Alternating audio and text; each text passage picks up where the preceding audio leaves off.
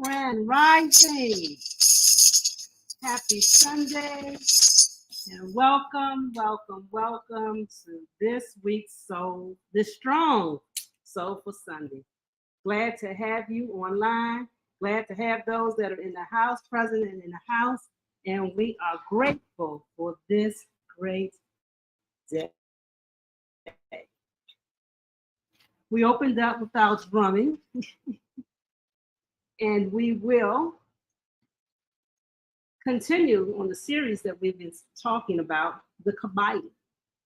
I have been particularly going from the 3 Initiates version. So here it is right here. Our discussions that we have already covered have been, go through all the topics. We know the first week was mentalism. The second week was the law of response, correspondence. Then vibration. And then last week we had vibration. Yes. Before we do that, let's go ahead and center ourselves with our breath and send up our prayer and also pour the libation. Okay, I was just talking about what the topics we want to go into. But okay, and then this week we'll be talking about the principle of polarity. All right. And so we're going to go now and officially opening with our prayer and libation. Yes. And as usual, once we finish our invocation of the drum circle, opening of the portal, we complete that with 3 invocation breaths as we settle ourselves into ourselves, integrating our higher and lower self, integrating our spirit component with our material component, heaven and earth. And again, we do that by invoking 3 invocation breaths. And we do that by relaxing, breathing all the air out of our lungs first, settling in. Now simply taking a deep breath in through the nose and releasing out through the mouth. Deep breath in through the nose, slowly releasing out through the mouth. One more deep breath in through the nose. And slowly releasing out through the mouth.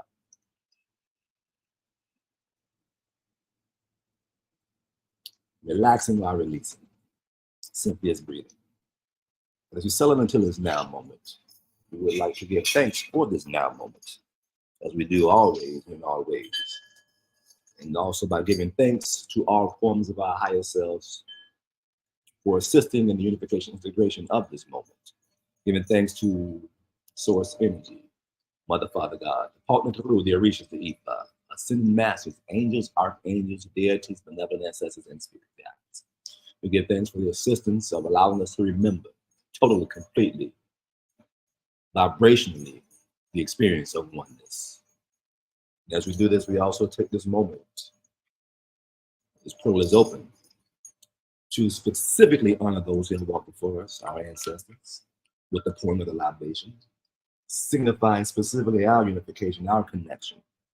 As in those who have traversed, have these human experiences down here in this 3D reality. We give thanks for your beingness and salute you as we call you out by name. It's the moment of time, and place, and space. Rose. Ache. Ezra. Ache. Mary. Ache. Ruth. Ache. Laura Hall. Bertha Tucker. Mal Tucker. Mary Wallace. Melinda Lorraine. Ache. Kevin. Ache. Prophet Noble Drew Ali. Malcolm X. Harriet Tubman. Sojourner Truth. Stephen B. Ache.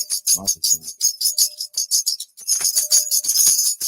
Ache, for this to say Ache, Ache, and Ache. So it is, so shall it be. We walk together.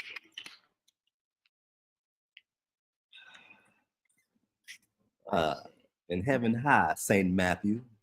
Glad to have you with us on this lovely, beautiful Sunday. Oh, welcome, welcome, welcome. Wish I could see. But I know you're there, so that's great to have you on with us. All right. So, what have we been up to?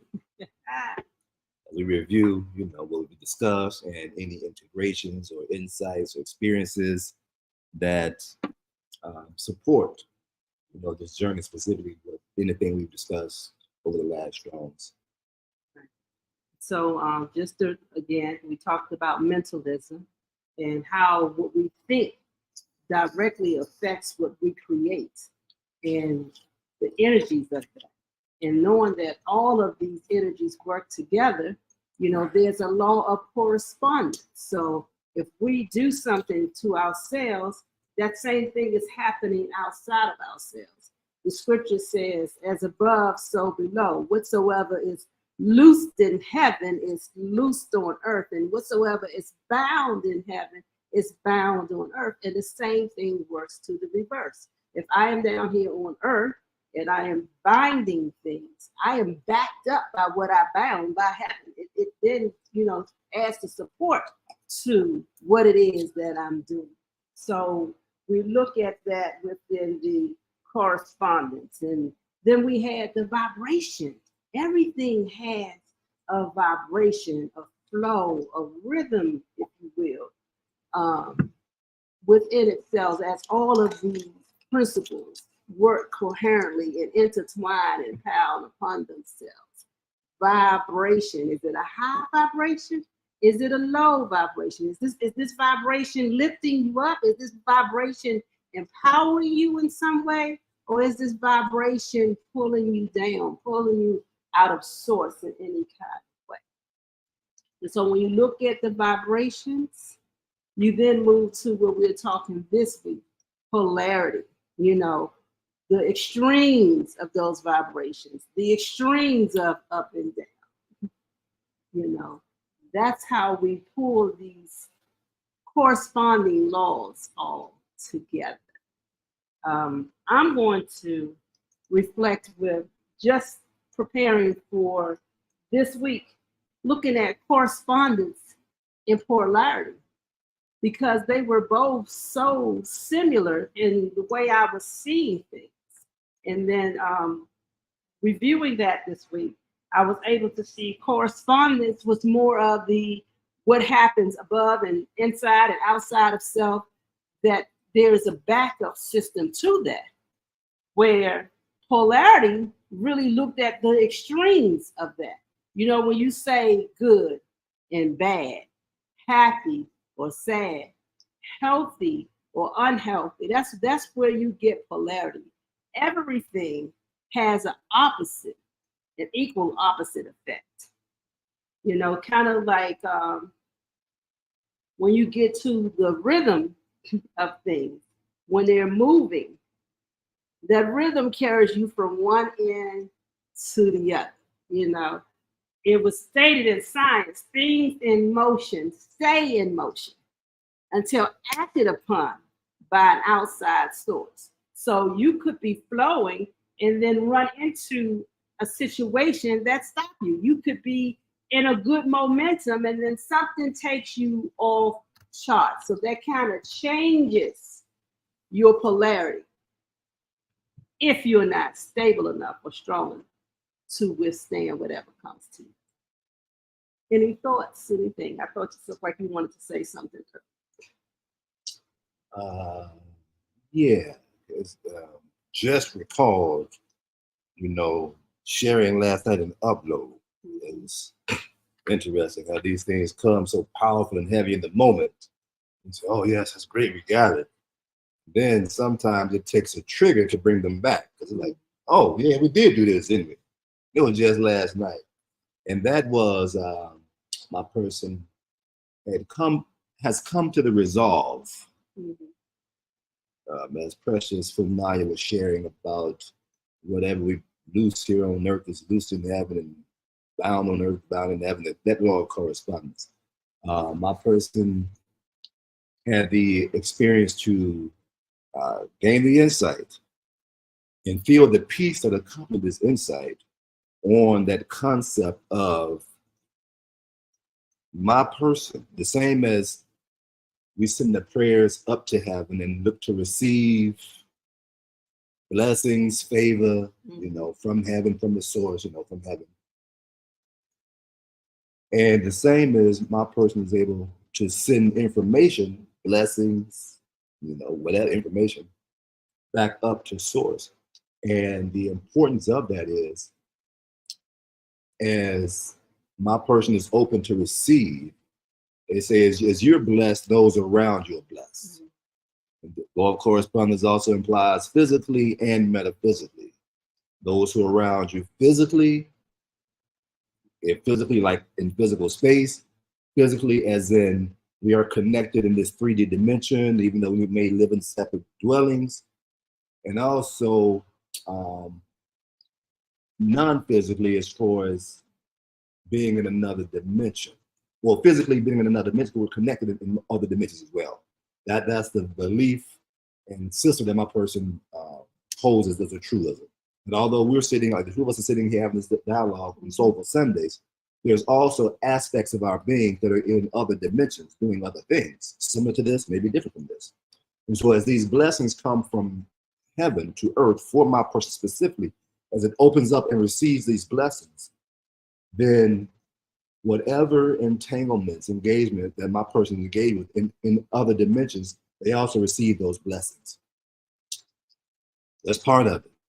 The other part was, as the bound on earth, bound in heaven, loose in earth, loose in heaven, is that the more intentional my person is about maintaining a high vibration, if you look long vibration, a high vibration is vibrating high enough to be aware of the connection to the all, the more actions that my person does to maintain that high vibration, then their ripple effects is sent back to heaven. And along the way, it is affecting all those that my person is connected with. Which also implies the more my person intentionally goes against the information, the instructions on maintaining the high vibration, right? The more patterns, the more potential, it goes against being disobedient, for lack of better terms. It's being disobedient. Then that's tend to be more of a lower vibration, because a person disconnected from source, from the all. So that's how low it is vibrationally. And at the same time, it is sending those low vibrations out through the ethers and affecting everyone that my person is, again, connected to. So again, that's the insight that just came through last night. As you can see, it's by listening to it even now, it's like, that's some heavy shit. So it takes a little while to fully integrate this. Yet the takeaway is, the simple goal is, as my person was reminded, to embrace the 4 agreements, which you probably have a series on that soon, is to always do your best. And so by integrating that agreement from the 4 agreements, which is a book, it makes sense, it resonates. By incorporating that, always doing your best, my person is intentionally saying that we're always looking to send the highest vibration back to heaven, which it will come back to earth again, which is the infinity. We send it to heaven, it comes right back. We send it to heaven, it comes right back. So, and again, to affect all the dimensions, all beings, and other dimensions, including this one, with those high vibration intentionalities, my person simply look to do its best. So, it's water after that, because yes, it's like we had a really good conversation just about, he made a statement that, so I'm doing this work here, and and he asked her, so what you need?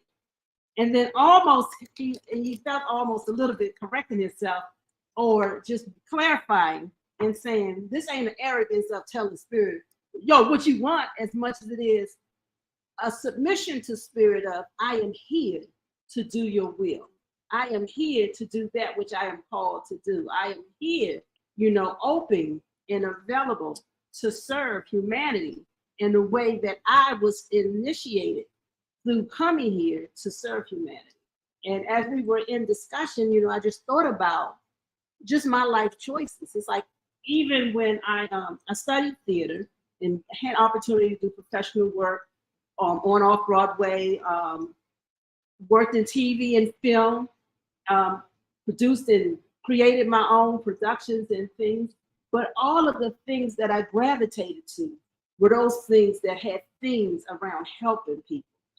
Even as a domestic violence victim advocate and doing shows dealing with domestic violence, it was one to educate people on the cycle of violence and the trauma areas and different levels of trauma that people are in when they're actively engaged in a heated incident and coming out of that, as well as just picking shows and things that really talked about an issue that was going to be better to society. I wasn't necessarily interested in just doing something just for laughs, just to degrade, just to be demeaning, as much as I am interested in doing things that's going to tell a story of empowerment, tell a story of enlightenment, because of these choices that have put me in different paths and different places and different spaces that are welcoming to the environment of healing.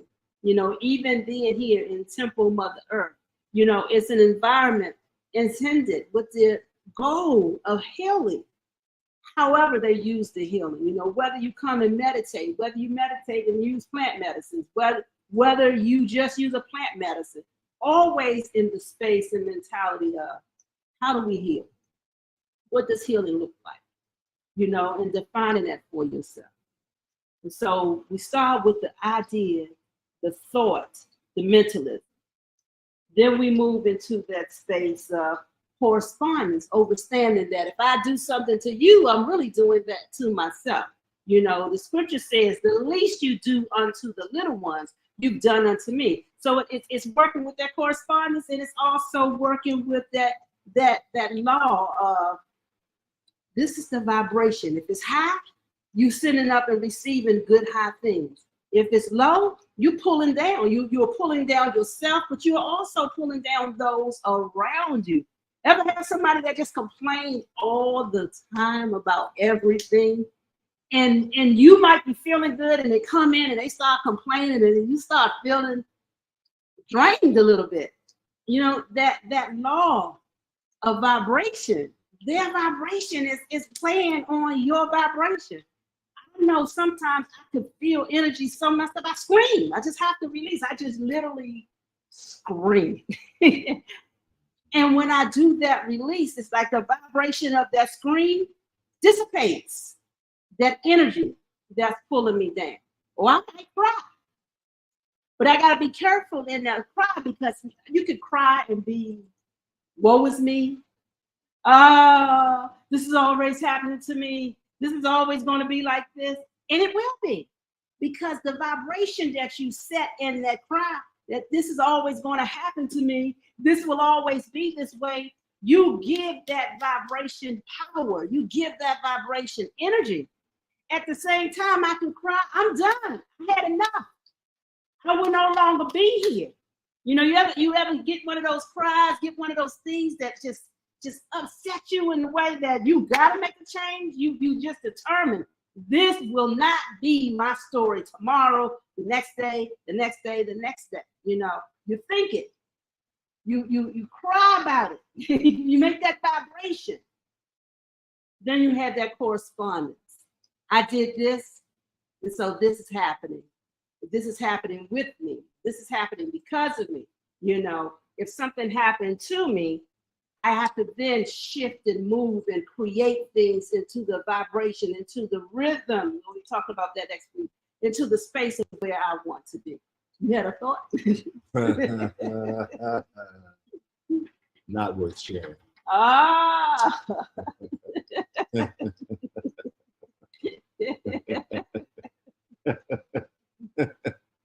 Then there's polarity. The good, the bad, the beneficial, the non-beneficial.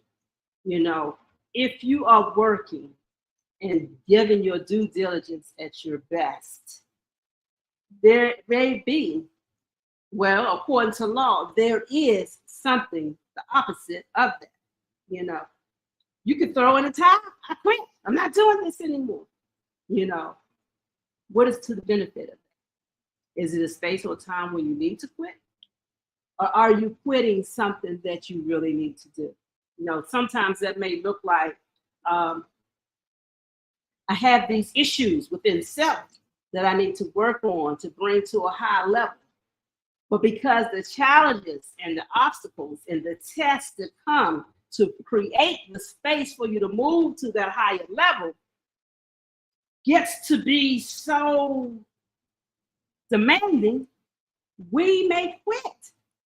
That's when you're in a bad situation. That's when, if your goal is to get here and you quit right here, that's not a good thing for you, because you're not here. You've not made your goal. While you're in that process, you gotta find that rhythm.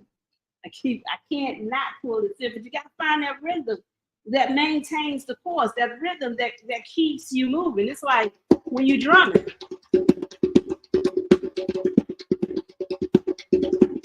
Rhythm comes to just maintaining rhythm.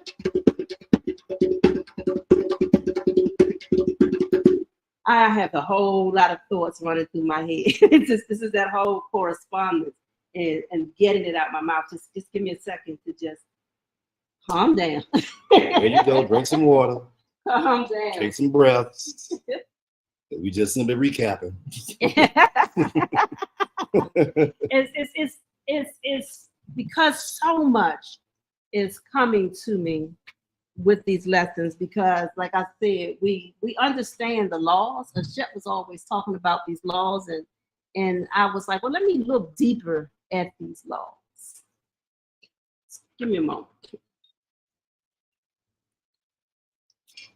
We get to the law of gender, we'll discuss more about why my person talks about these laws. It's the masculine nature. Hint, hint. This is what we do. Structure.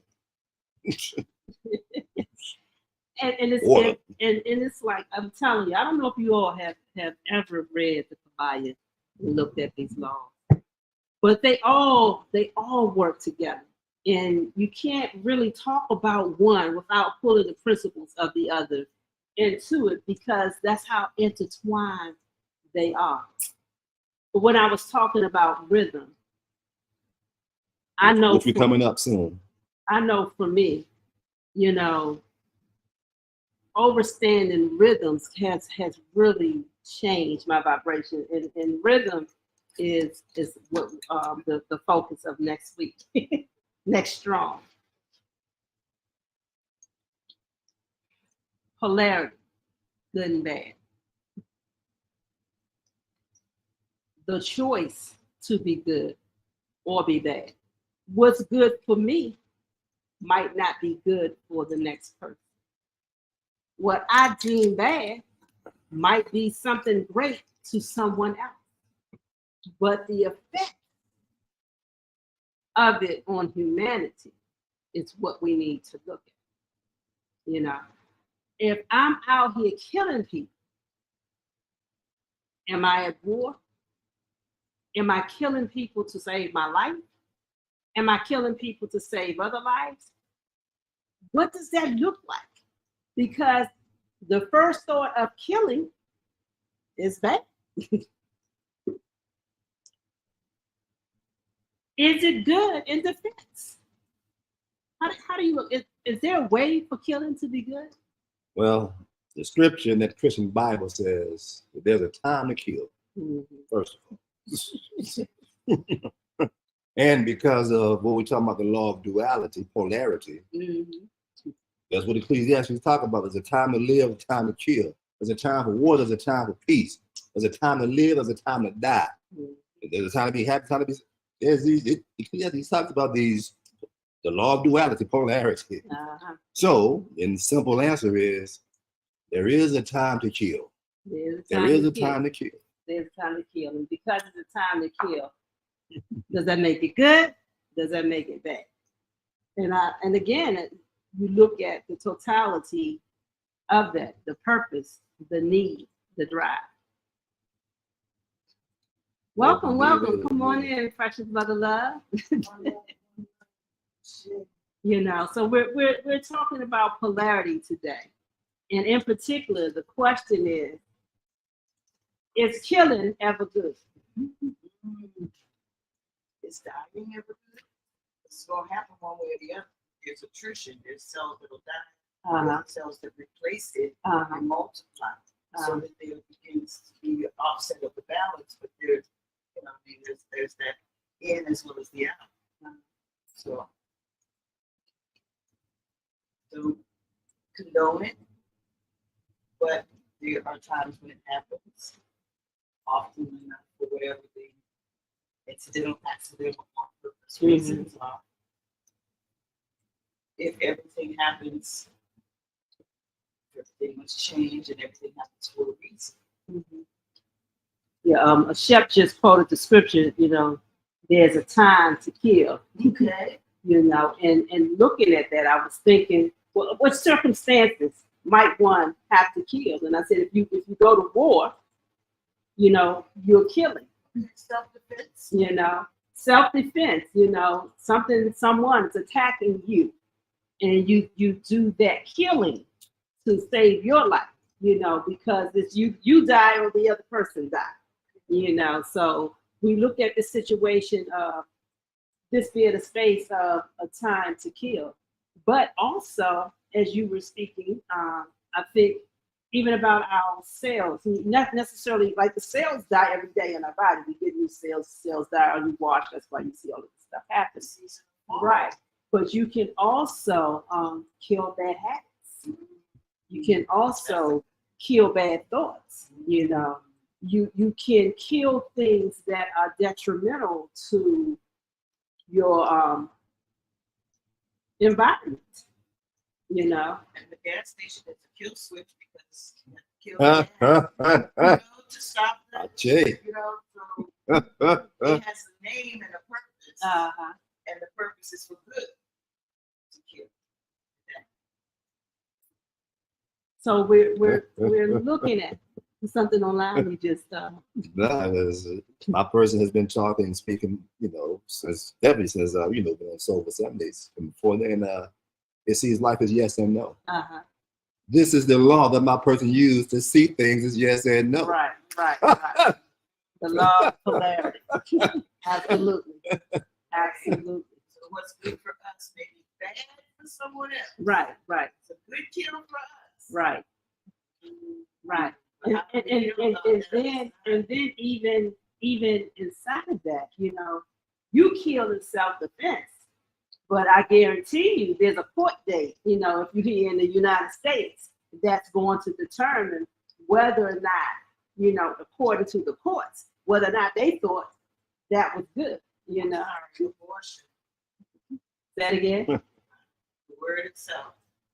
Abortion. Right, right, That's a choice. right, right. And I don't know if you all heard it, you know, she was like abortion, you know, and you stop in life. So But I That's had the key. heard a response which made me think about it recently. I think last week I heard someone say that as far as a baby not making it into the world from actually being, you know, what is that when they have when the egg is conceive, fertilize. fertilized, from fertilization Mm-hmm. to actually evolving into a bird. Mm-hmm. Okay, so you actually, this is what I heard, you would be saving that person, that spirit, from this whole episode. They get to start again. And that's not to say good or bad again, but that's one way to think of it. You know, we know the times that we're in now, and it may not have been their time. It may have been time for something else to happen. Okay, let's switch. Mm-hmm. So, one love. And so when I think about that, you know, of course it's above and below, because the all knows everything. And so if in the all is a knowing that when you conceive this child, when that egg was fertilized, that within the all there was a knowing that this wasn't going to go to term. This wasn't going to develop into a full body. However, this being was conceived. This being was created. And it was spoken at that time that you could use the energy of whatever it is that you needed now to attach to them and say, this is we need work on this.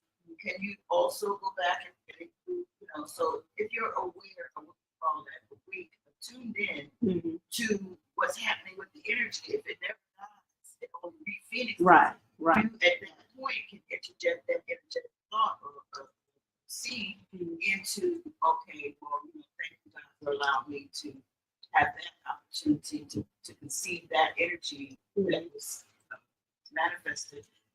You know, let's think of, you know, and whatever those thoughts are. It's hard to speak on how you think, but the thought is you want something from creating that energy. You being involved in the creation of it and have some wielding of that energy. And even if you didn't want it to happen, some reason in you has triggered that as you know, a response. You know, I think about, you know. like I think about children conceived in rape. Some people go on and give birth to the children. Some people choose to abort, you know, the child. You know, in that choice, there's still energies exchanged. You know, energies that came through the mother. You know, one way or the other. I'm going to share an experience that happened to me maybe 3 years ago. I kept experiencing, my daughter Malika is a twin. And I kept experiencing what I thought was Malika walking up behind me, standing around me, and I kept seeing her. And then Malika would come around the corner, and who I thought was Malika would be gone. And I'm like, she was just standing here next to me, you know. And one day when it happened, she didn't disappear. I still saw her, and Malika was there. And then I realized this is Malika's twin, you know. And I started going to a whole bunch of different people saying, I'm experiencing my daughter. And it's creeping me out because I don't know why she's just standing, you know, why she's just standing there. And Sister Katnu, who's a member of the Collective Health Initiative with us, said to me, she was like, well, you know, ask her what she wants. And so I asked her what she wanted. And I went and got in the shower. And she came and got in the shower with me. It's like I saw the shower open up and she stood in there. And I'm like, what do you want? No answers.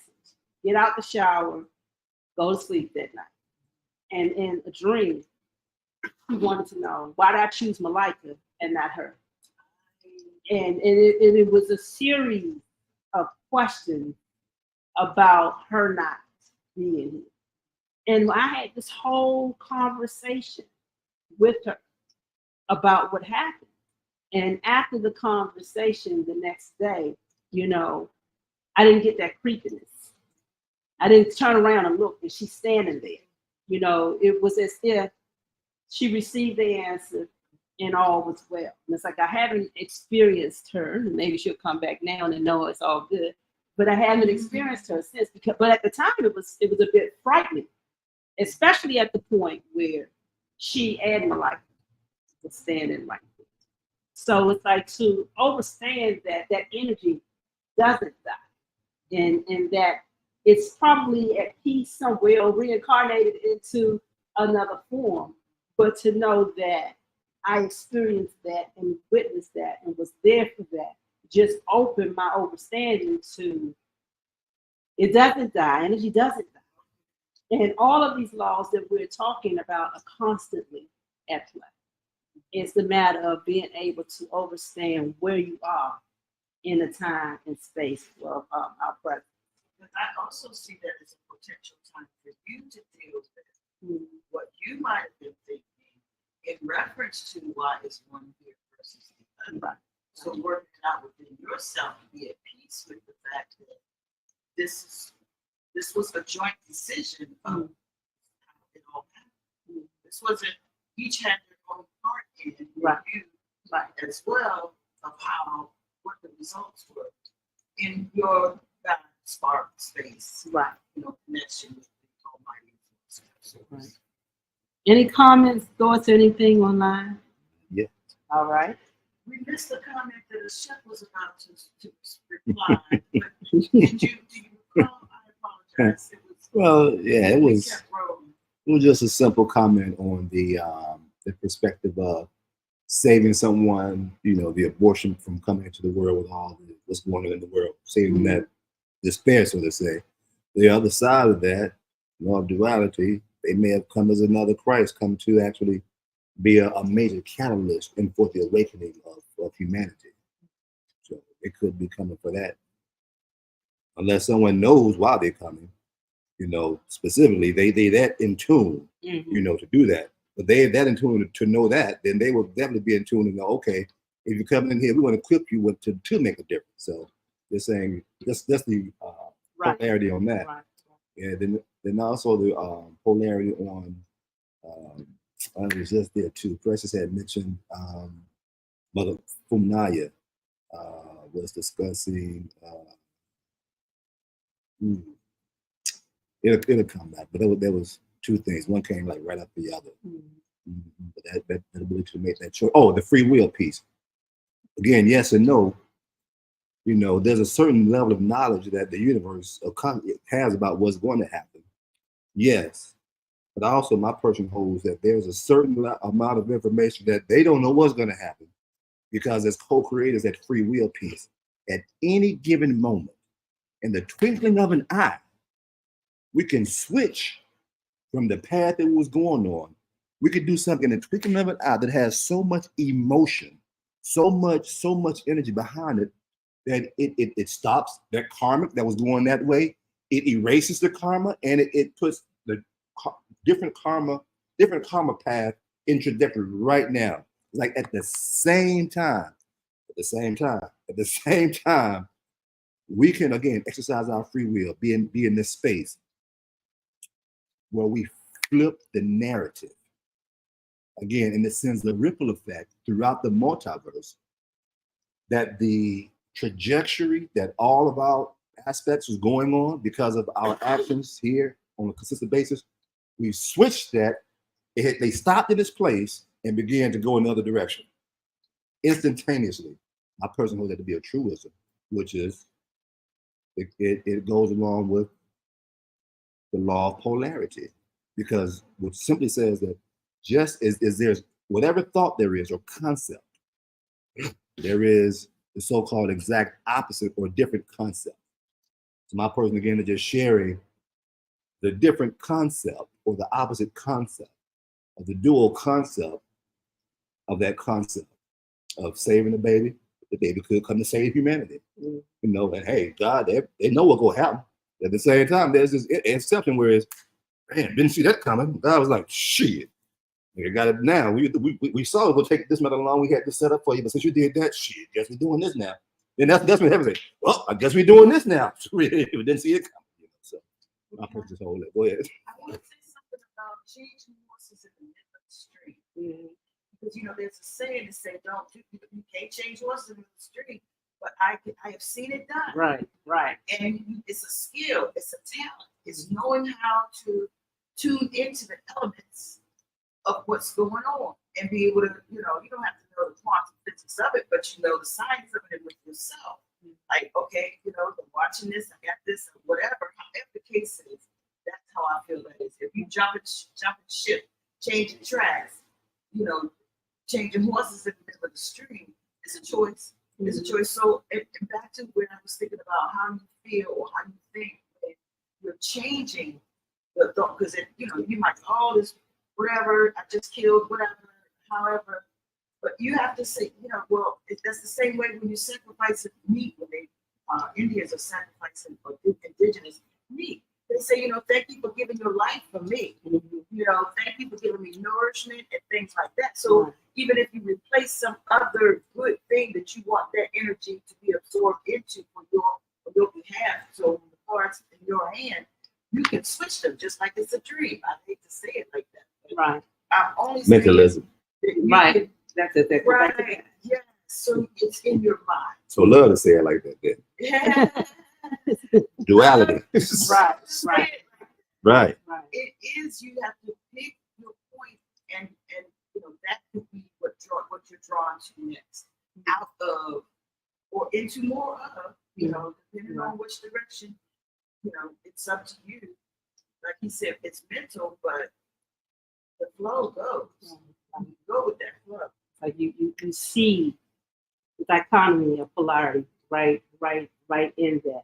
You know what, like we said before, it might be good for me, not so good for you, you know. But that same thing that I felt was good for me in that moment, I might have some second thoughts or some other feelings, you know, about it later. You know, I used to, when I would be in a fight when I was younger, I'm out there, man. I'm swinging, you know, and I walk away. I don't have a scratch on me. The other person might be bloody, blue, whole bunch going on, and then I go home and cry. You know, everybody else is like, "Hey, you won that? Oh, he got taken out." You know, all of that. But in my room, I'm crying. I'm crying because one, I didn't want to be in the fight. You know, and I was never one to go start a fight. Two, I felt bad. The first time I jumped in the water and he started swimming, I laughed like, yeah, go get him, yeah. But then the second time, I am crying because of we gotta go through this. Is this what we have to go through? Right. I mean, and then you know, people are first off, you know, that sparks. You see what happened. Look out, buddy. That's not, you know, that has not been taken lightly around the world. Right. You know, because we finally stand up for ourselves. Like, wow, that energy can really have, you know, a polarizing effect. Right. And to say that, you know, just using that incident, the polarity with that. Okay, the guy with the chair. He's taking out, you know, people, but then so much red he's seeing that this woman has already been beaten and is in the ground, and then he takes her out with the chair, and that's when he gets stopped. And so that's that push, right? That push that pushing him like that. All I can imagine was everything that he has experienced as a Black male in America, and all of these things. And for all I know, he saw Karen. You know what I'm saying? And so now I see Karen. And I just had an issue with Karen on my way here. You know, Karen almost made me miss this boat ride.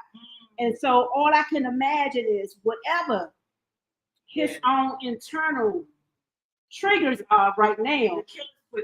Karen caught that, you know. Now, Karen had already been one of the main ones that jumped the older man. So at the same time, you're looking at, hey, Karen just got taken out when she was already down. But Karen would not have even been in position had Karen not jumped the man first. So she was part of that. Yeah, she was part of that part, the initial people in that fight. So and I looked at that, and then I had to check self. I had to check self because there's a Black rebel inside me that has been out there protesting, that has been, you know, in an all-white institution, doing what I do well, and having to deal with not so inviting and welcoming energies because my performance was at a level that they felt shouldn't been at that level just by the color of my skin. So it was like in watching that, I had to look at how I felt. And my first initial true answer was, good for them.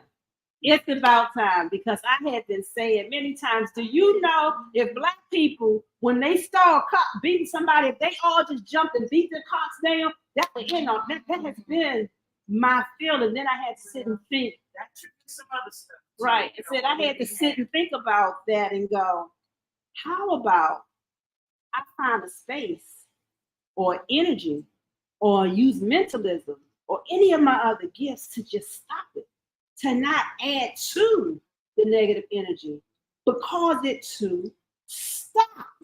What does that look like? You know, because protest doesn't necessarily, in that instant, make it stop. You know, it just gives people room to sit down and think about. But what if I just say stop?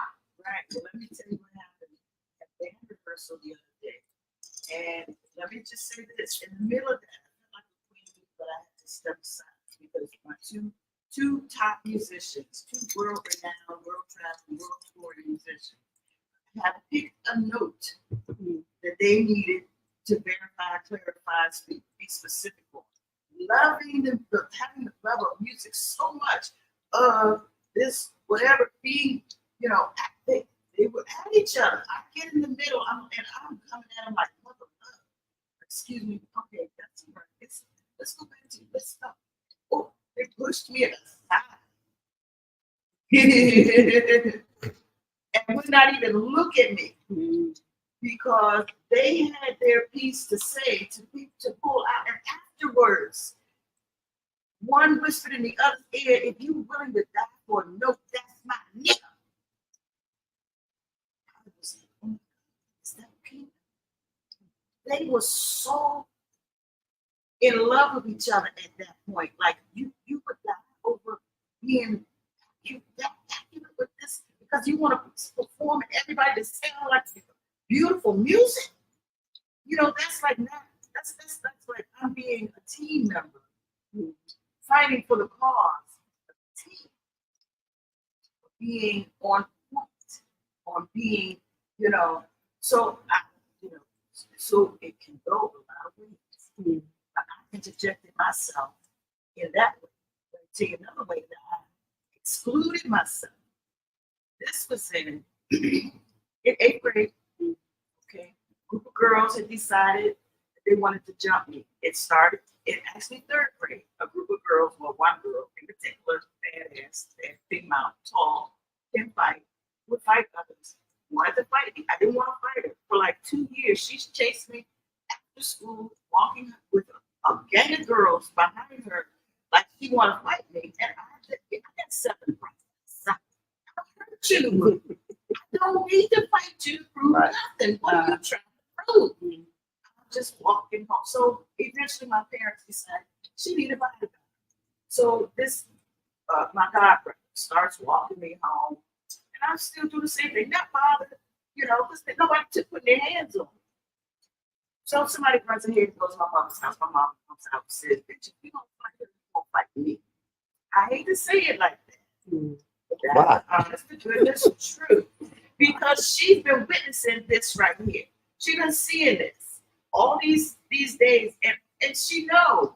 So my mom and I had come to blows one time, and it was like me defending myself, but I have this natural affinity to be able to ward off. But my kill switch came. My mom said, because my mom could be, I'm just saying, I don't want that kind of trouble. Let me deal with this. And she ended up in the hospital. I'm saying her parents came to my house, and her parents were like, "That's what you get. Is that what's been going on? You deserve that ass for that." So being even her parents, they were like, reparations, if you want to toss any of that political kind of type. But yeah, I felt like, okay, so let's go. That's where it started. 8th grade, these girls decided last day of school, I'm getting ready to leave. This is 8th grade. I'm about to go to private school. 9th grade starts private school. So they know it's my last day. They hit the next table. They said, yeah, we're going to get the name, blah, blah, blah. And I turned around and said, you're going to get the name? Because that's me. I'm on the wrestling team. I'm on the drill team. I run track. I play football. I'm saying flag football. But, I play basketball. I'm only girl.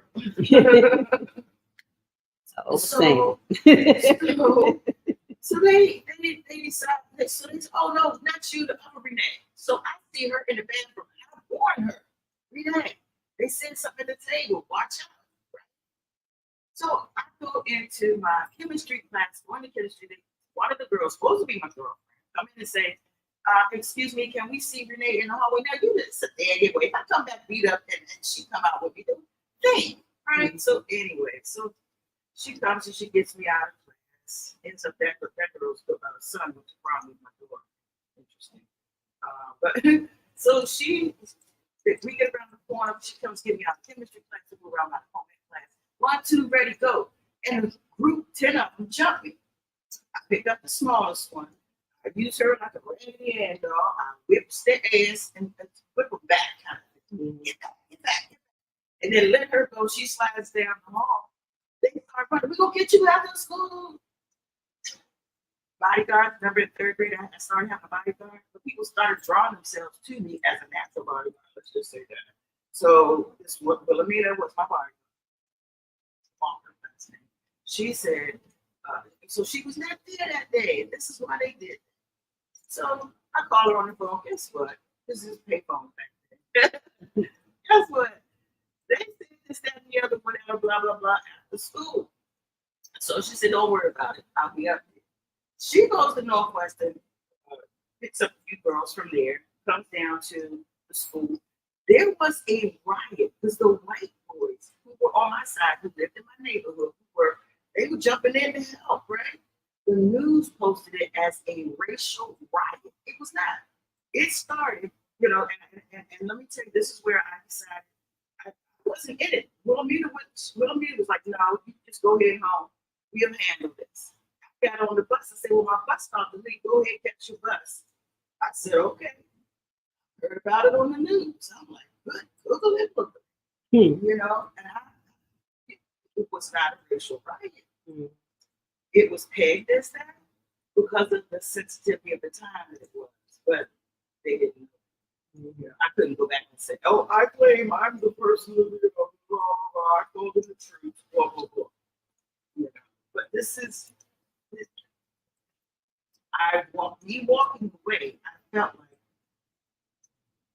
I hate to say it like this, they didn't know who they was messing with. You know what I'm saying? Touch not thy anointed. I'm protected. I'm guarded. I'm in position as I am of value. I show my value in a way. Mother love was given to me like that. I feel very led to be the best I can be and share the light and the love of the source. So coming back to what I was saying with all of the feelings and the emotions that I had, it's like I understand that. I'm like, even in hearing your story, I could relate to having all of these older brothers and the fights that I had more often than not was my brother saying, you can't even be precious.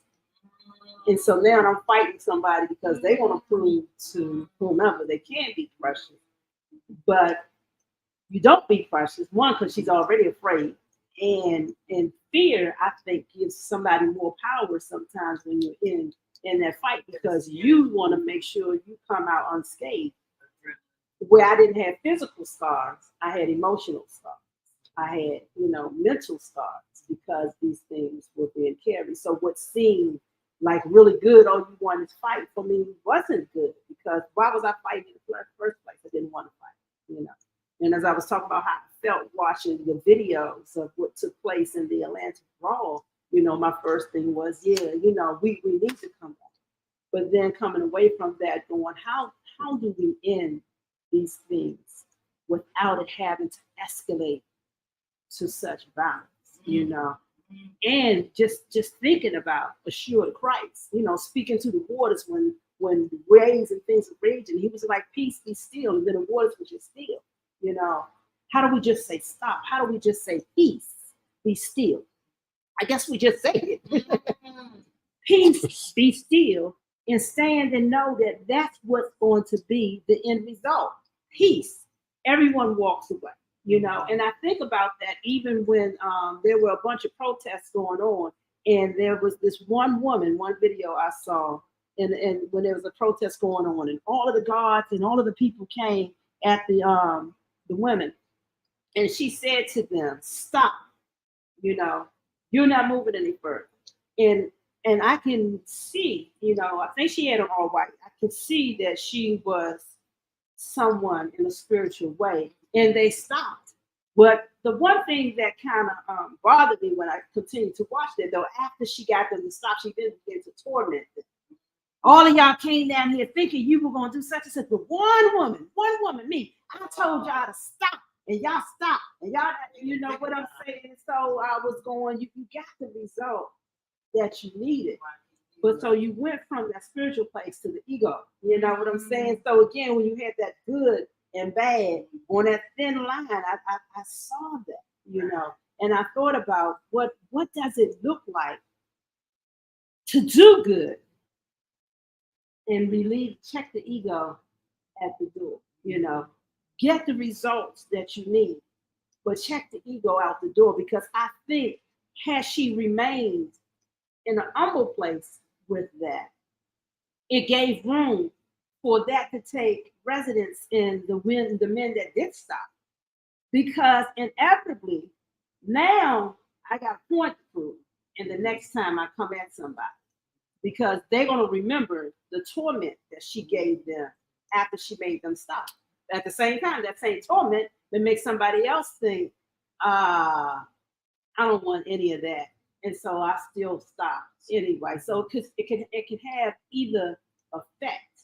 But for me, knowing ego can cause good to not be good, in that it takes the good out of it and puts somebody else in a bad space. So the scriptures say, when you give the word, don't add to it and don't take away from it. And I think that has a lot to do with the egos, where, okay, this is what we did under the power of spirit. And this is how we came in with our ego. Yeah, I did this, that, the other, opposed to saying, God worked through me. This happened through me in this way, A couple of days ago, I'm out shopping, and this drunk man, he charges me. And I put my hands up and I say, stop. He falls. And he gets up and he charges me again. And I put my hands up and I say, stop. And he falls, but he falls back each time as if when I did that, I shoved him really hard. The third time he got up, And I didn't even get my hands up good. He turned around and walked into another direction. And when I walked away from the car, it's like I'm shaking. I'm feeling some kind of way. All that energy. You know, Just my legs and my arms start to hurt. You know, it's like I've got this pain and stuff that I'm dealing with. But it's like a couple of days later, I'm thinking about it. You know, actually last night, welcome Tasha. Last night talking with the chef is when I processed that. I took all of those feelings and emotions and energy into my body. I hadn't had pain and stuff in my leg in a while. And so to the degree that all of the pain and stuff returned. you said stop. Mm-hmm. You were already, when you had your hands up, that you were releasing it. So you did a stop in both places. So you might have, you know, how if you were to fall and hit a wall, floor, or whatever. Right. You took take the impact. Right. So whatever went out to him, I still got the impact of that. Like your car was in motion. Right. Your energy bubble was, Right. It's like he never got any closer to me than those baskets right there are to me now. You know, that's maybe 2-3 feet away with the stop. Why he was charging me, I don't know. You know, but I saw people earlier just moving on. You know how you're walking and you see things happen, but I'm not connecting to what's happening as the crowd is dispersing from around it. You know, so they move. But then when he charged, it was like I'm not in a space to run. You know, I got the stuff I'm carrying. You know, with my backpack and you know bags on my shoulders. All I can do was say stop.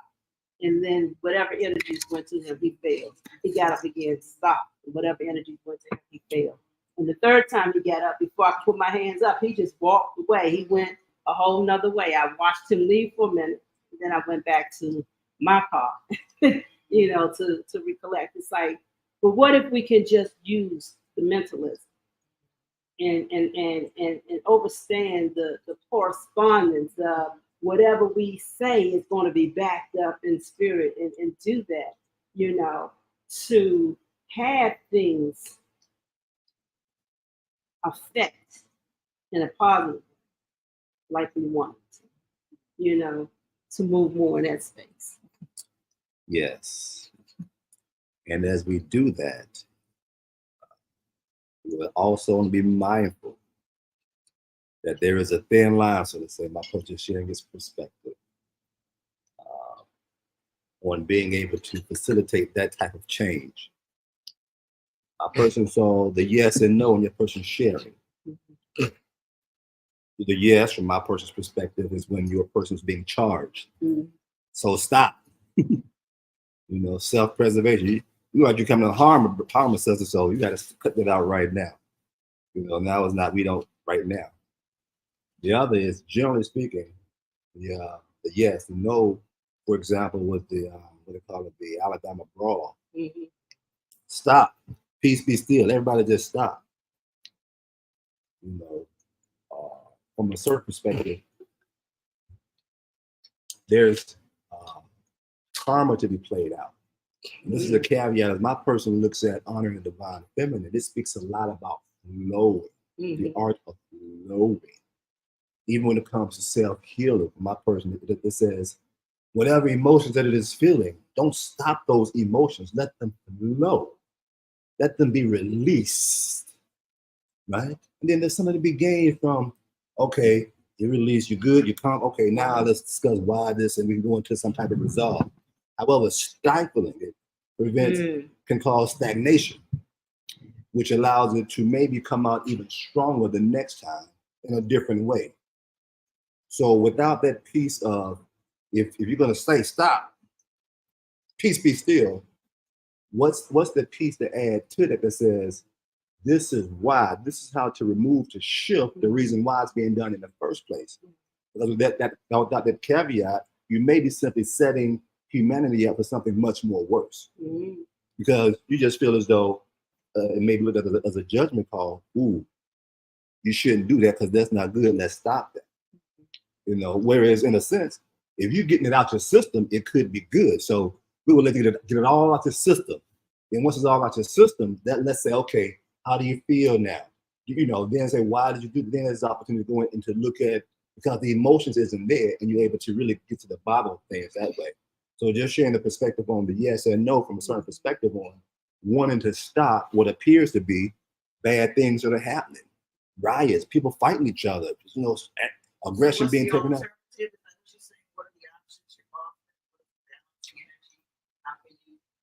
For my person, nothing at first, unless we just something just like compelled to move, because my person is moving to the space of responding, acknowledging and honoring the hermetic of these laws we're speaking about, and saying these are the laws at play.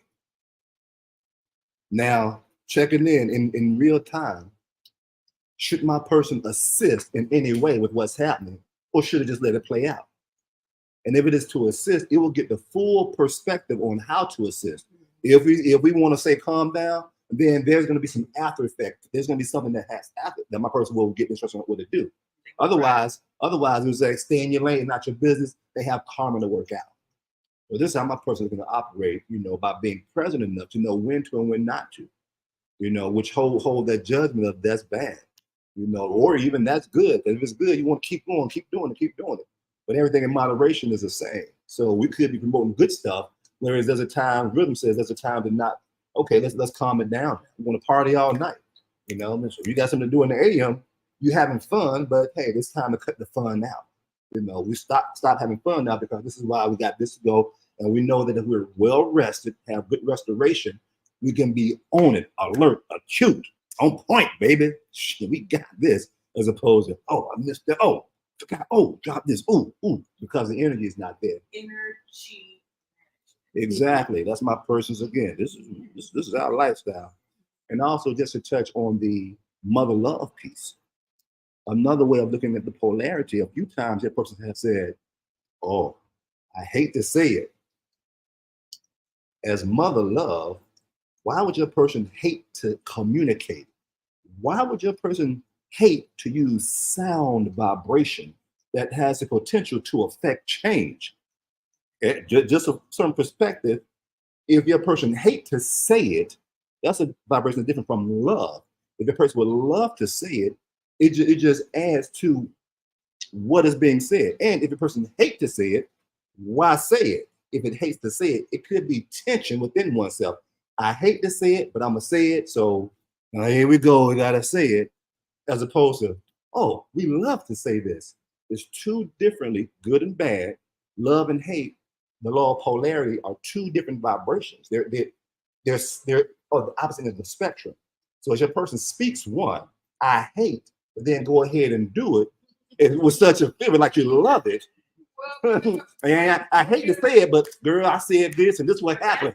Your mama, your daddy putting your ass. I hate to do this, but it's gonna hurt you more than it hurts me. It was gonna hurt me more than it hurts you. Right. It's something like that. But yeah. And so it's kind of a balancing effect to say, you know, I'm gonna say something I love, feel with my whole heart, but I really don't really like to have to say it. But it's gonna prove a point and something we can learn from it. But it also alters not the past, but the vision of the past. Because at that point, I'm bringing other people into that vision or what was happening, and bringing them up to now to actually have some association and application to where we are now. It's like that bridges a gap.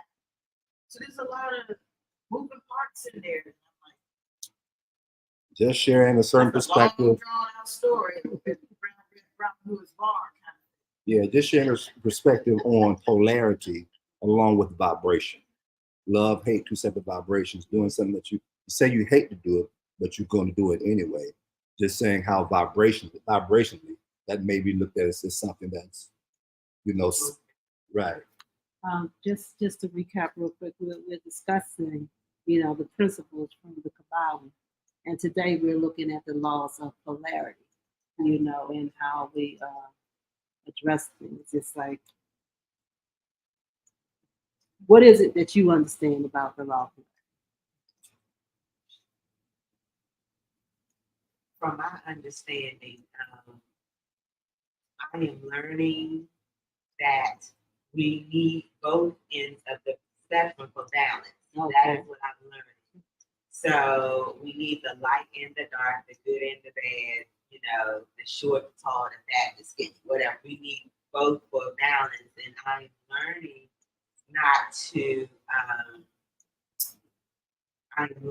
not to, negatively characterize what we want to call dark, what we want to call bad, what we want to call all these things. I'm learning not to see that as negative. It's a part of the universe, and for me personally, you know, it's what is needed for balance.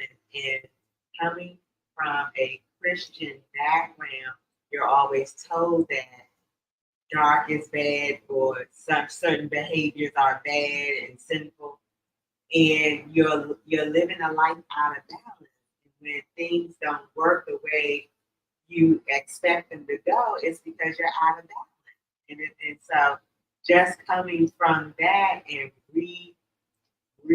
learning how to appreciate all of it brings you into balance and brings you to your center. And that's where you need to be, in your center. So it's a very good learning experience that I am applying into my life. Yeah. I tell you. Thank you for sharing. One of the things we talked about first was about killing. We kind of got into that, but I wanted to share that the seasons, you know, that's where our seeds are planted in the dark. That's where the growth manifests from the darkness. The darkness of our mother's wombs is where we Right, develop. right. How is that a bad place? How is that darkness horrible? And how is it evil? The mind is apparently in darkness and actually receives the data transmitted from whatever that energy in motion is, which is us utilizing our tools of whatever we've seen it done in the past to be able to yardstick our future. And even though it's energy in motion and it is emotions, I believe that, again, having that art, that skill, like you don't have to just let it like yell and scream and be like the art of war, the art of love, the art. And see, that's why I use art as therapy in ways of working out your shadow, and your childhood, and your karma, and your, you know, and then the mantras and these vision things, like, you know, getting into the balance of, you know, artfully exerting energies when you have, you know, get to the core of why am I moved by that? Why does that move me that way? If you get into the science of why it moves you that way, that's the energy in motion, then you are knowing yourself to the place where you're at the elemental level of knowing how to get through and maneuver and GPS it through, you know, this is my goal, but I got to get over these lines, these landmines on my way over there. And if I tiptoe like the video games, am I able to utilize my, you know, you got to know what your signs and symbols are. The symbols, where's the X, where's the circle, you know, where's the right and the left, how am I balancing, you know, so it is a beautiful game of life. But, you know, again, I'm just saying the dark is a part of it. And I believe it's a beautiful compliment. You know, look, I'm precious, you precious. How would they distinguish us? Yeah, I got more melanin. Okay. That's way to say it. Yes. Okay. Yeah. I'm the caramel and you the chocolate. You know, just in embracing what you were saying, along with what Master Chef was saying, you know, knowing that I have that piece in me that when triggered, will fight. You know, will fight. I used to be the one where people be like, I'm gonna beat you up at 3 o'clock. Well, if you walk up in my face, you have already started the fight. Now I'm gonna just hit. Because if nothing else, I want at least that one hit to have been dropped so that I feel I did my best. I did my best, you know. And so usually after that one hit, the other person would fall, and that would be it. I walk away and cry, you know. I'd walk away and cry. So you would have thought I was the one that laid out in the ground. But it was that for me now in this conversation, realizing that was my balance because I didn't want to do that. But the capacity to do that was lurking, waiting. I wish a nigga would, type of thing. You know, that piece is always there. I wish you would. I will fight.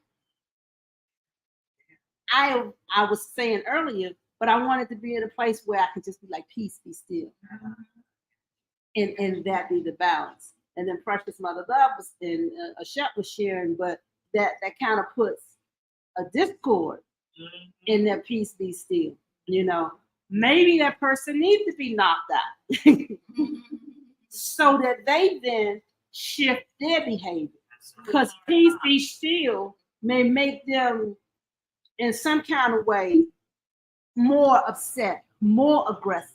Then they come back with even more because they felt some kind of way. But however that okay, I just knocked you out. When you get up out the ground, I'm gone. You know, I might not want to run up on people like that anymore.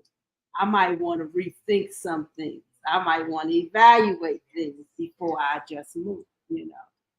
And so for me to not hold myself in this way of feeling some kind of way for thinking when I first saw, we mentioned the Atlantic Brawl, when I first saw that I was like, good for them. You know, they needed to get whipped because now they done beat this man up and they trying to hop on their boat and take off. And when the other boat came to dock, the people ran up on the boat and was like, no, now y'all be bad. You know, y'all were all real bad, but it was all of y'all on this one man. Now the odds of in turn, you're getting the same odds against you as that man had against them. When you look at the crowd of people, it was like the odds against them was pretty much in balance to what they did against that man. And it's just overall that's where society is. That part still, you know, it's like, how do we heal that part? And my takeaway from that was doing the best I can in myself and showing up in love and healing within myself. Because as my vibration raises, it goes out. And it's not limited to where I am. Energy never dies. Energy does not have a beginning and an end. Energy is. And so if I'm sending energy, it's going to connect to the energy abroad. And everyone gets that effect. You know, those in my immediate facility and those that just go to the distance. You know, it travels worldwide. It travels universes wide just because I got up and decided I am moving in love. I am moving in harmony. I am looking to make things coherent. I'm looking to bring healing. When I make that decision, when I move and vibrate that way, it then travels, and that's what expands. Same thing if I wake up with a funky attitude. Those around me are going to experience that funky attitude. But that energy goes out and it connects and it finds other places. It's like magnets, you know. I'm going to go to and I'm going to attract to and I'm going to pull to that which is working for me. And so then that energy becomes magnified in that space. And it looks like something. You know what I'm saying? It creates something. So if I want peace, I want love, I want harmony, I have to be peace. I have to be love. I have to be harmony, you know. But I have to understand that I am a balance of I might be angry today and something may upset me. How do I work in that anger, you know, because it has to be released. How do I release the anger and it be beneficial to me and the energies that's sent out, opposed to detrimental? I can't act like it ain't going on. You know what I'm saying? You know, I have to address it. I have to deal with it, but I have to do it in a healthy way. Say it again. If you don't mind it, it don't matter. So it depends on how you mind it. It's all mental.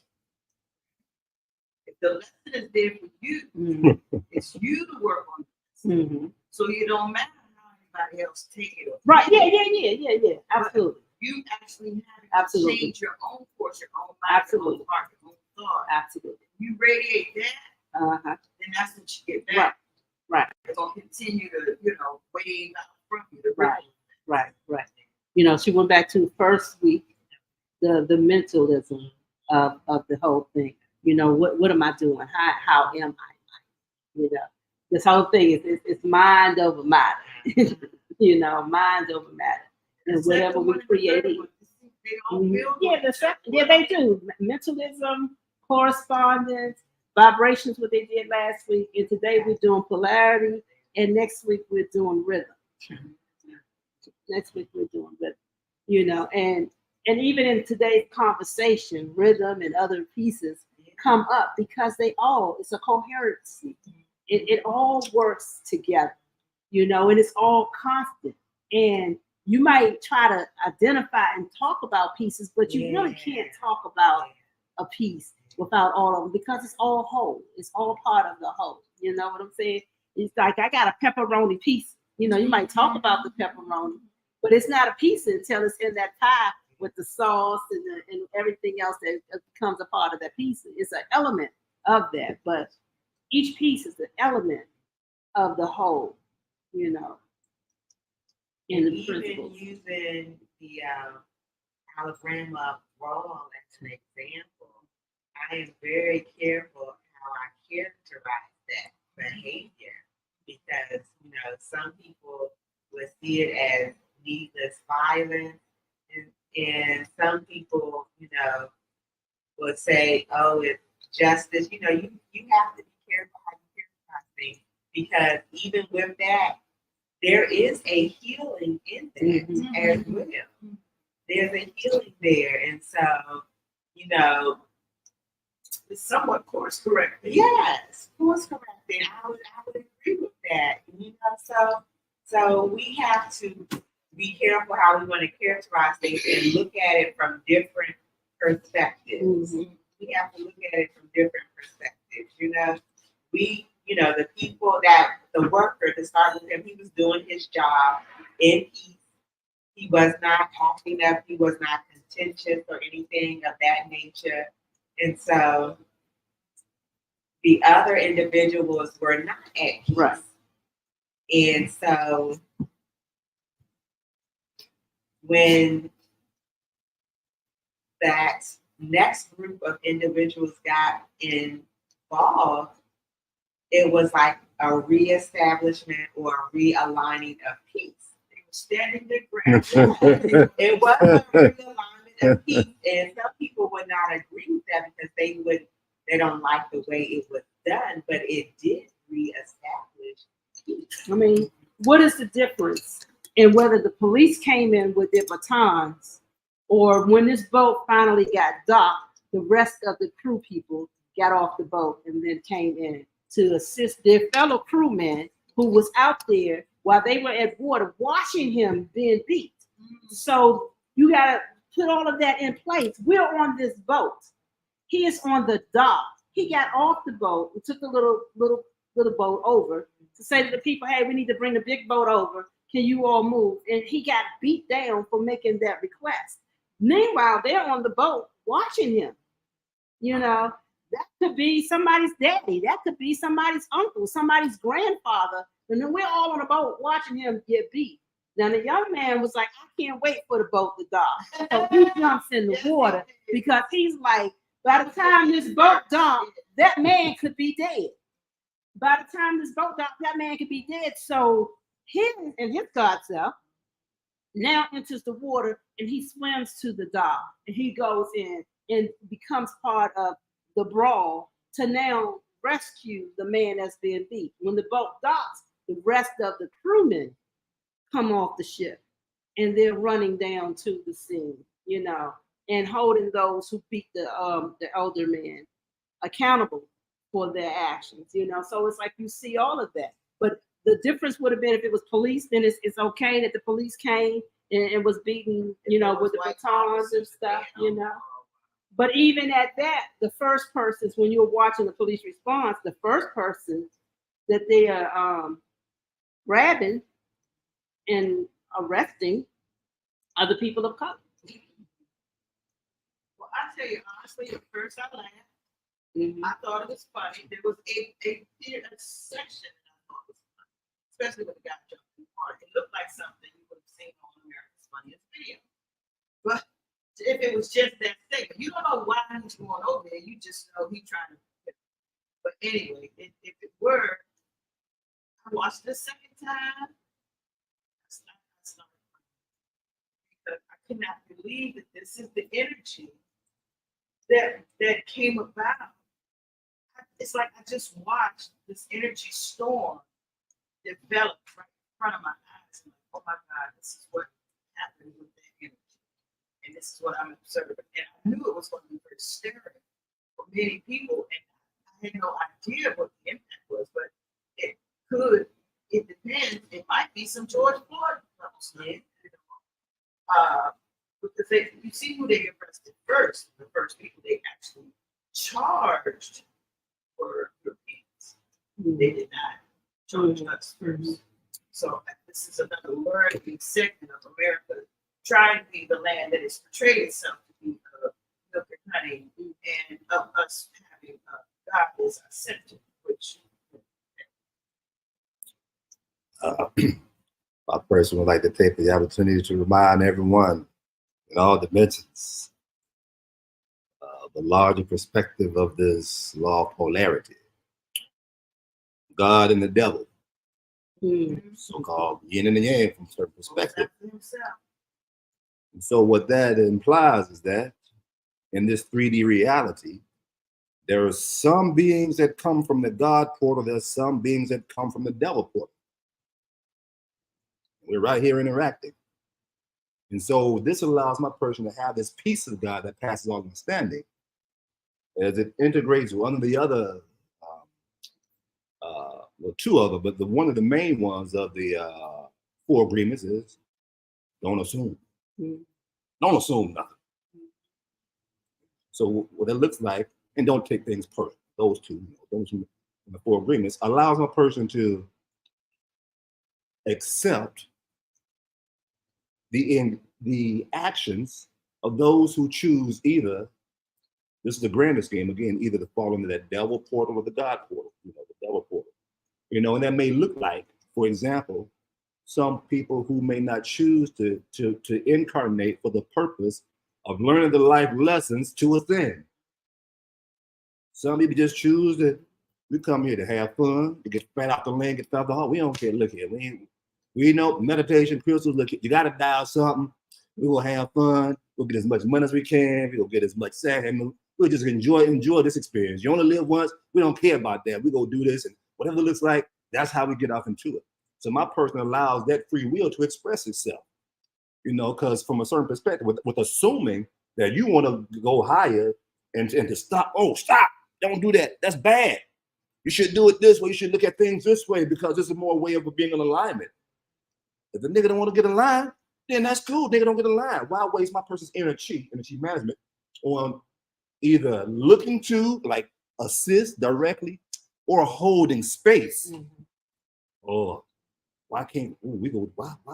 Why society like this? Why can't society? Because this is what we are as a society. Yes, because it is yes and no. Because you have those who want to do good and be righteous and holistic, and you have those who like get our shit. Is us against them? Is race? Is this? Is men against women? You have that. That's the duality of this reality. My person says the reality of duality is bipolarity. That's what I was about to ask. So what's the difference between duality and polarity? Because you said God and the devil. I believe that's like a spectrum of polarity, but you're saying it is a dual of what I'm saying is a spectrum. Yeah, they're somewhat similar because the duality in itself, dual implies two. Polarity implies, well, Polarity is the opposite.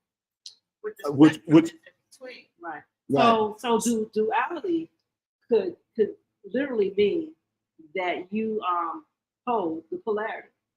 So if you're in the middle, just like being at zero and you got the negative or the positive on the number line. Okay. So duality is here. Both are present, bad and good. They're both present. Polarity is whether I move to one side or the other from the center.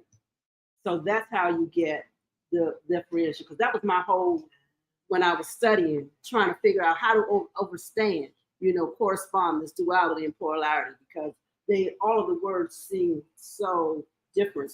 Correspondence just means whatever is happening on the inside is happening on the outside. Whatever's happening up here is also happening down here. So that's where you get your correspondence. So it's perspective, spectrum, and gosh, I can't have three. It's how you look at it. Say overstand, understand, understand. That's basically what I'm saying. That's your Okay. perspective. You see it. Mhm. You see it from this angle. It's Mm, that. You right. see it from this angle. Right. Right. And perspectives will shift and alter things when we get with mentalism. Okay, because as you think, so it is. Might not be true for me because that's not how I think. But no one can convince somebody of something different if they have decided that this is what it is. And so to them, that is what it is. I might observe and see something different because things act and respond into your mentalism and how you observe it. So if I observe the brawl as a bad thing, that's a bad thing because that's what I observed it to be. If I observe that brawl as a healing thing, that's a healing thing because that's what I observed it to be. If I observe that thing as a sign, a cry for help from the universe, then that's what it is. Now it's up to me to respond according to what I think needs to be done in order to bring things into balance. Whether I see it as good or bad, how do I bring it to balance? What I need to do to be balanced within myself, even. Because if I'm balanced within myself, I know whatever I do for myself is going to affect, because that energy is going to go out. So it doesn't just stay within me anyway. That energy is going to go out to all of the energy fields, and everyone is going to get a piece of what I feel. And for those who were participants, they were sending out energy, and different people related to that energy according to wherever they were. You saw it in accordance to where you were, and then you responded. Whether you did something physically, whether you talked about it, whether you took the mentalism of it, whatever you did, you responded to whatever it was that you identified with. And then you created from what it was that you identified with. And to add, I don't think it was shared in this perspective, there's also the do nothing. Someone who looks at that energy and says that, oh, that's what's happening. The energy is just interacting this way. Okay. You're not moved at all by it because they just film it. The people that's holding the phone, they watch it. Like, right. Take its course. Like, how this gonna turn out? Especially when you understand both sides. The Europeans, they got drunk. They already had this arrogance about them. Some of us like, we ain't gonna take this no more. It's all right there. The healing and the pain and the brawl. You can sit in the middle and see the duality of the polarity. Right. Right. And that's what my person said is bipolarity, because it goes from one extreme to the other. Right. This reality goes from one extreme to the other. So that's why it says the reality of duality is bipolarity. And from the uninitiated, it could look like chaos. It look like we got to do something because it's too far extreme. It's too far gone. We got to do something to bring this thing back. Society's going too far to control. We're doing too much. But from a certain perspective, it is perfect because of cause and effect we're getting to. This was set up over generations and eons and different portals of the God and from the devil. Over time, the law of rhythm, we get into that also. Everyone has their time and space. There's a time for so-called good to reign. Everything is mostly good and harmonious. There's time for everything to be mostly chaotic and so-called bad. There's a time for all of those things. So, and there's a time for it. The initiator will sit back and say, okay, well, this is the time for this right now. Okay, so what we gonna do about anything?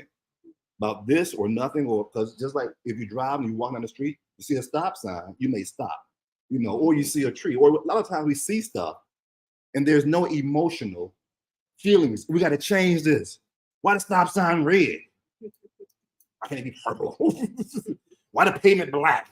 The lines yellow and white. We could want to change it and everything, but a lot of times we don't even bother with. So what is it that causes us to want to get these emotions about something that we see? We says we got to change that. That's not right. I wish I could do something about that.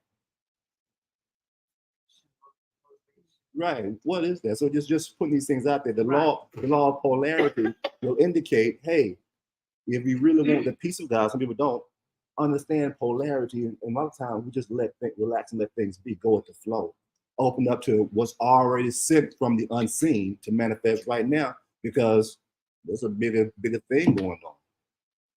So just sharing this reminder as we talk about polarity of, there's a one of the things of polarity is being able to sit back and just watch all the shit going and be like, well, damn, there's a lot of shit going on. Oh well, let's keep on breathing because shit, we sending something out in the universe who's ever open, they're gonna get it. And at some point, they'll be where we are doing the same thing at a certain level for other people. And the same thing for people who have done the same thing for my person by breathing, meditating.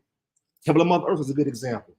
They've been holding space here for, since COVID and preparing for people like us because we've been doing the work, as they say, working on self, aligning ourselves to the highest vibration, because the purpose of Temple of Mother Earth is to hold that 5D vibration from my personal perspective. So it is here, it's an ancestor from a certain perspective, a living ancestor. My person like to look at some ancestors as living ancestors, living spirit guides, physical spirit guides. This is a place for that. And with that space, it is holding space for other beings, Yeshua. Another thing, polarity. My person loves the stories about God and devil and Jesus and all this stuff and Yeshua. One of those stories is, they say he turned the tables over inside the temple. But outside the temple, he just taught the cats. Look here, you son of the devil, you son of Satan. Because we know if you was, you would be doing this to me. He just taught the cats. The same with Satan himself. Get thee behind me, man. I leave my bread alone. He wasn't no like fight, gotta change the evil, gotta change. He knew it was there.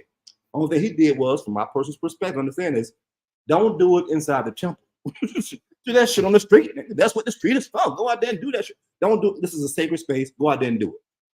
But if I see you out there, we might talk a little bit, but you got the right to do it out there. You weren't looking to change them and say stuff inside the temple, which comes from the yes and the no. You can do it, just don't do it here. Other than that, do what you got to do. So there's some people who have that Pharisee and Sadducee vibration. Mm-hmm. They're still around.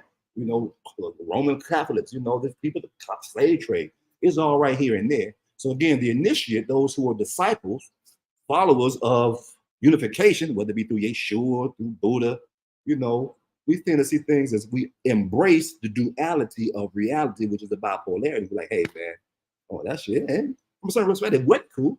From some perspective, was cool. So what do? Just be cool. Let mama, let daddy be cool. So again, I just want to add this perspective as you start to close out. Not now, but don't want this to get lost in the sauce of there's a certain way of embracing these Hermetic principles. And this is how my person embraced the law of polarity. By just saying, okay, it is what it is. This is this side of source. Oh, this is this side. This is how this side of source manifests. This is how this side of source manifests. My person loves so much. It's not going to impede with the way source want to manifest right now. Unless source say, hey, interfere. Right. What is the yes? No, we got to simply wait and wait for it. Like some wait for it. Will always be the person that sit back and observe and channel from sitting back and observe. Then there will always be some people that's going to be hands-on, that's going to step into it in that mountain. It's like I have been in both places. Oh, today I'm fighting, Now I'm looking more at, more selective and pick and choose your battle, some things don't require all of that. Some things might need immediate attention because of the severity of what may happen, if I leave it alone. If I see somebody choking, I can sit back and be like, oh, I hope they find their wind. Right. I'm holding space that they can breathe. Or I could go on to perform the Heimlich maneuver. You know what I'm saying? Some things require that attention. Yeah. And then I can hold space and hope that you breathe and you eventually you cough it out. So either way, it could work. But some things could be more immediate with hands on opposed to holding space because there are some people that have just caught themselves. I've seen people hit themselves, and do their own Heimlich to themselves to help this situation.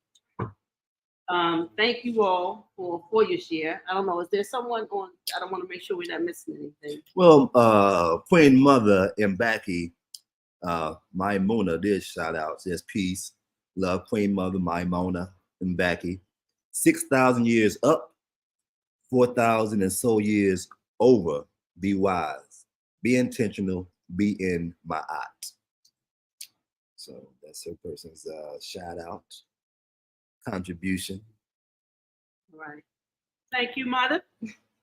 Always good to see you online and enjoyed you when you came in, from was that West Virginia to come and be with us. Enjoyed your visit. Mm-hmm. Well, we've had some things happening here at the temple lately. We had Yes. West Lodge weekend, and we have some other events that are coming up. You, I know, have some shamanic things happening in your expansion of your spiritual exploration and stacking up some of your knowledge, standing on your books, standing on your square. And you've been traveling around the world with other land. That sunshine came in when you came in. I thought maybe I would stir up some conversation with it. Welcome. Thank you for continuing to have Soulful Sundays to have us learn what we're learning, but to be able to teach some of the things that come to mind. I love the conversations.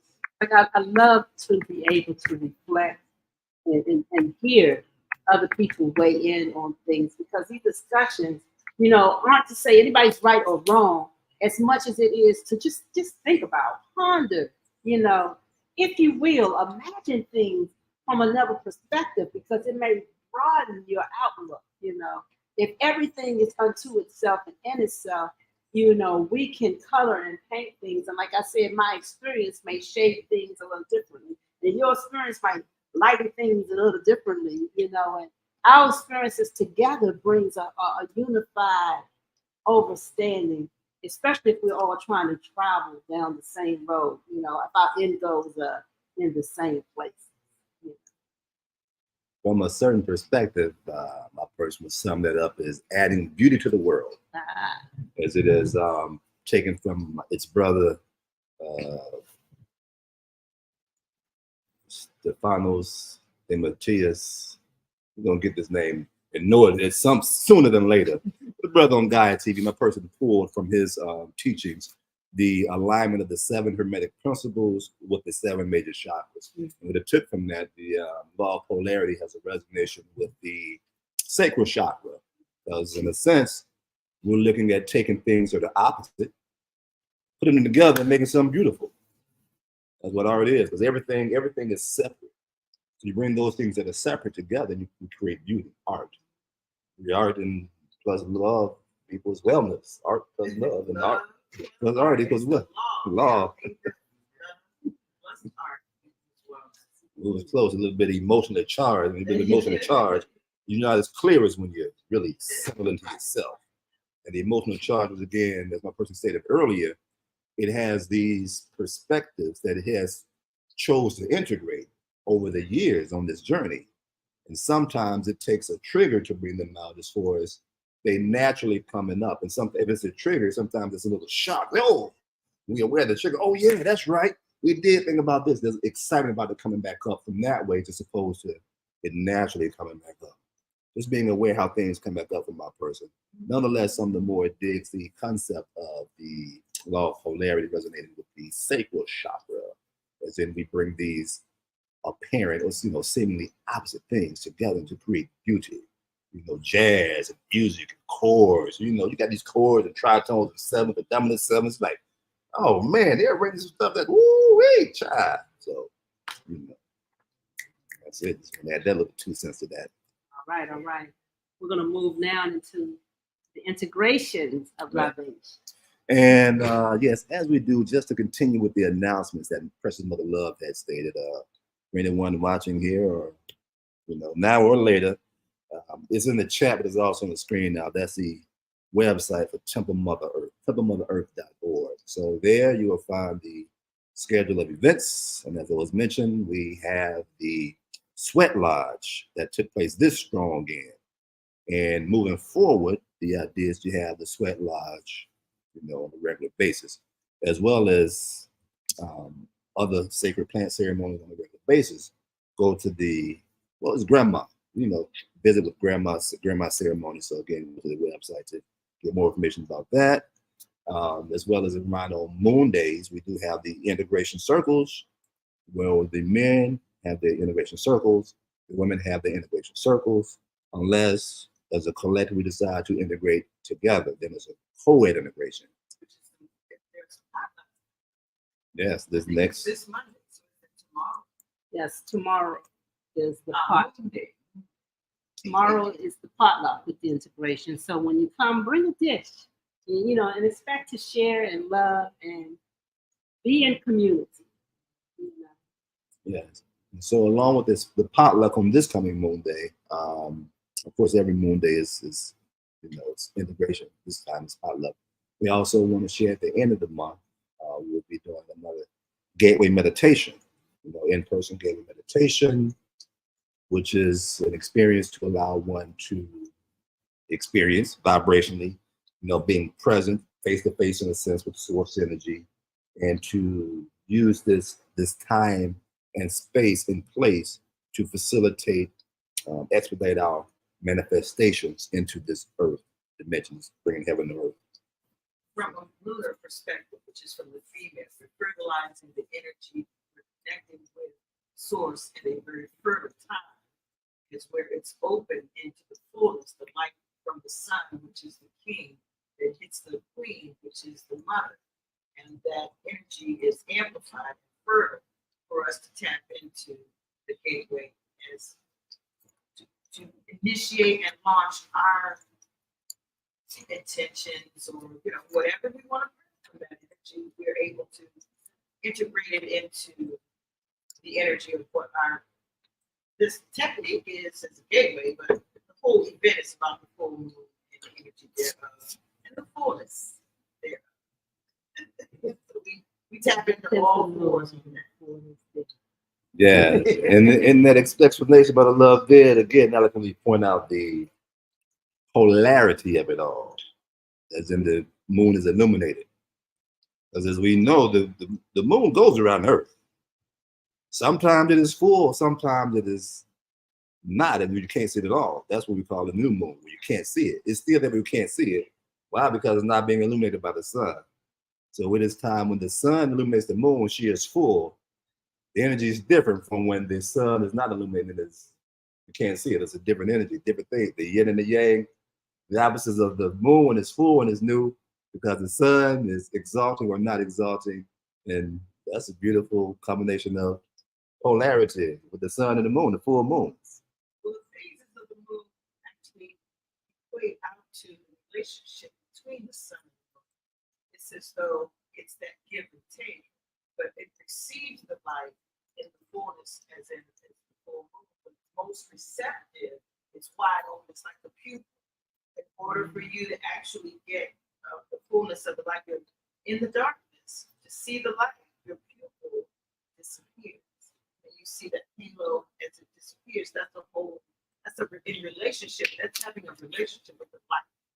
energy, the source. They're playing with each other. That's their dance. Mhm. The two celestial bodies. Right. And also, that's the main things for this month. Next month, there's some other stuff going on. But again, check the website out. And also, if you wish to make a donation to the temple, you may find the information on the website, or to I.C.U Nation itself. It now has the Cash App. For those who have Cash App, which make a donation to I.C.U Nation. Again, this Soulful Sundays is brought to you as a result of the Indigenous Culture University, I.C.U, as well as this is sponsored by the Gateway Meditation, as well as, of course, the Collective Health Initiative, which we talk about from time to time. But for those who have been following us, the Chi, we are all a part of this I.C.U Nation, this movement of walking with confidence of knowing who we are, that we are it, that we are the physical manifestation of source energy, and we choose to be in the divine form through that God portal. God is portal. I am it. So there you have it. Your contributions are always welcome. And with that, if there are no more announcements, we shall move on to the integration part of the gathering, in which this time we simply take time to, as we have been communing all of this time, we now simply take the time to integrate what was shared, what was not shared, what was shared from last strong, all of those things that we find beneficial for our evolution. This is symbolic of integrating those things into the fabric, to our DNA, to our cells, to our essence. And for this opportunity to integrate, we simply say, right on, amen, and ache.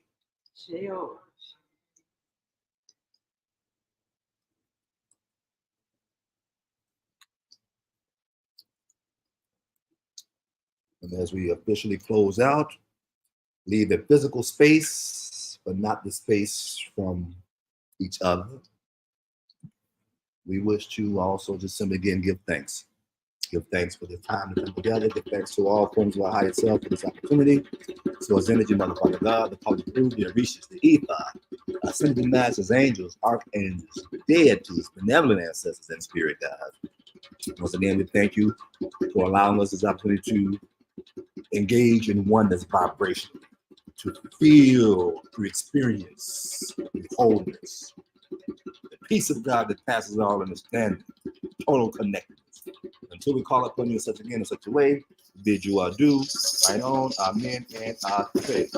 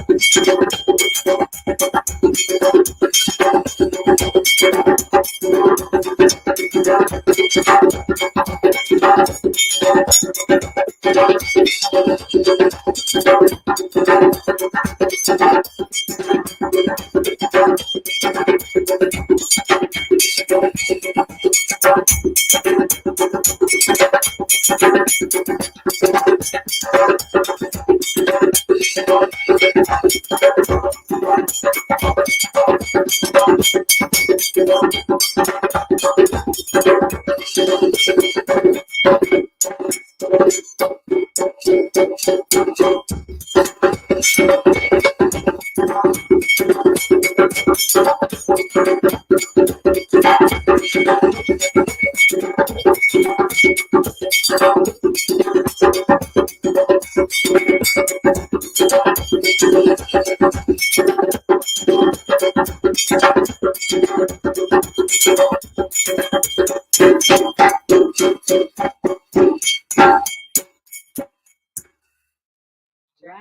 Till next strong. Yeah.